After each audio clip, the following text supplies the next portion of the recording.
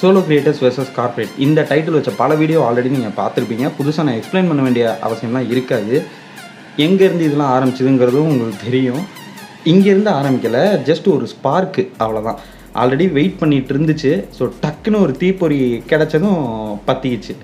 வீடியோக்குள்ளே போகிறதுக்கு முன்னாடி ஃபஸ்ட்டு என்னோடய சப்போர்ட் என்னோடய நண்பர்கள், சகோதரர்கள், சகோதரிகள் எல்லா சோலோ கிரியேட்டர்ஸுக்கும் தான்.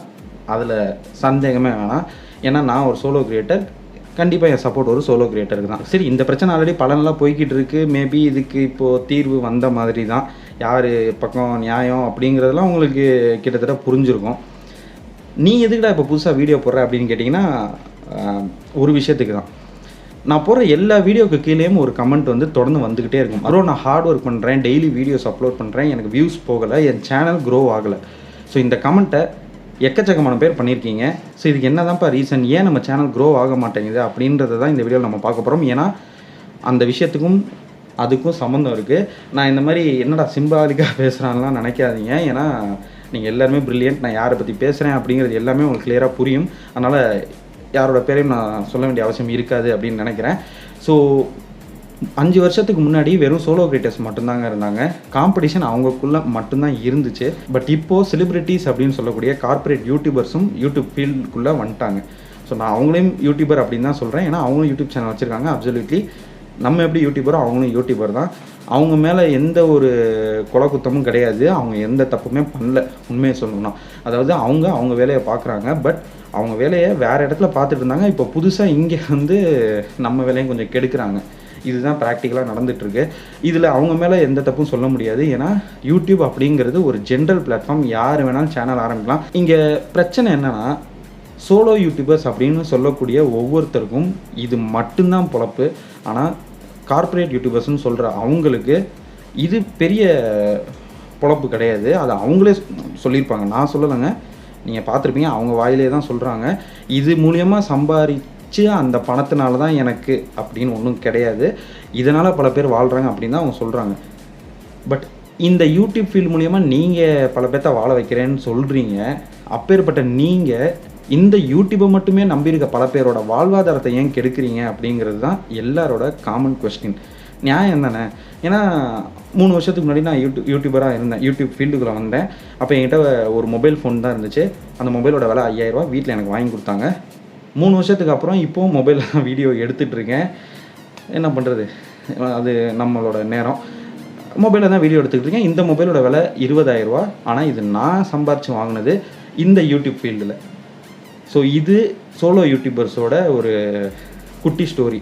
இந்த நான் சொன்ன இந்த விஷயத்துக்குள்ளேயே எல்லாமே அடங்கிடும்.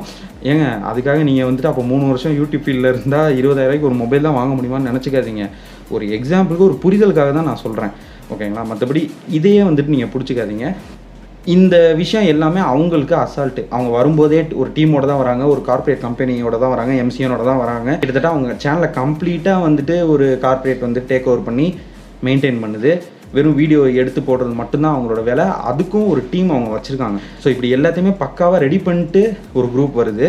இன்னொரு குரூப் வந்துட்டு இந்த இடத்துல தட்டி தடுமாறி எந்திரிச்சு இப்போ தான் கொஞ்சம் கொஞ்சமாக பல பேர் நிற்க ஆரம்பிக்கிறோம். பட் அந்த சைடு கார்ப்பரேட் யூடியூபர்ஸ்னு சொல்லக்கூடிய ஒவ்வொரு செலிப்ரிட்டிஸும் ஆல்ரெடி வெளியில் ஒரு பாப்புலாரிட்டியை வச்சுருக்காங்க, ஒரு ஃபேன் பேஸை வச்சுருக்காங்க. ஸோ அதோடு அவங்க யூடியூப் ஃபீல்டுக்குள்ளே வந்து ரொம்ப ஈஸியாக என்ன மாதிரி சோலோ கிரியேட்டர்ஸ் ஒவ்வொருத்தரும் அச்சீவ் பண்ணுற எல்லாத்தையும் சிம்பிளாக அச்சீவ் பண்ணிட்டு போயிடுறாங்க. ஸோ அதை பார்க்கும்போது உள்ள காண்டாக தான் இருக்கும். அது இல்லைன்னா அவன் மனுஷனே கிடையாது, ஓகேங்களா? அதை பற்றி பேசக்கூடாது அப்படின்னு சொல்கிறதுக்கு யாருக்கும் உரிமை கிடையாது.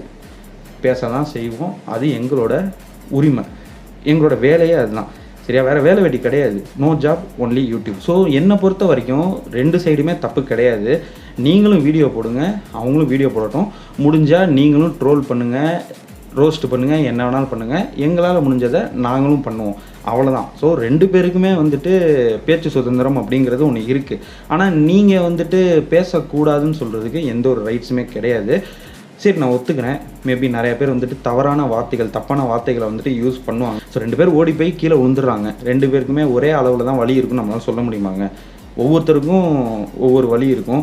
அந்த வலியை வந்து சில பேர் தாங்கிக்குவாங்க, சில பேர் தாங்க முடியாது. சில பேர் சின்ன வலிக்கே பெருசாக கதறி அழுவாங்க, சீன் போடுவாங்க. சில பேர் பெரிய அடியை அசால்ட்டாக தட்டி விட்டு போவாங்க. இப்படி ஒவ்வொருத்தரோட வலியும் அவங்களோட மனநிலையை பொறுத்தது. ஸோ இந்த வலிக்கு நீ இவ்வளோ தான் ரியாக்ட் பண்ணணும் நம்மளால் யாரையுமே சொல்ல முடியாது. அது அவங்கவுங்க வலியை பொறுத்தது.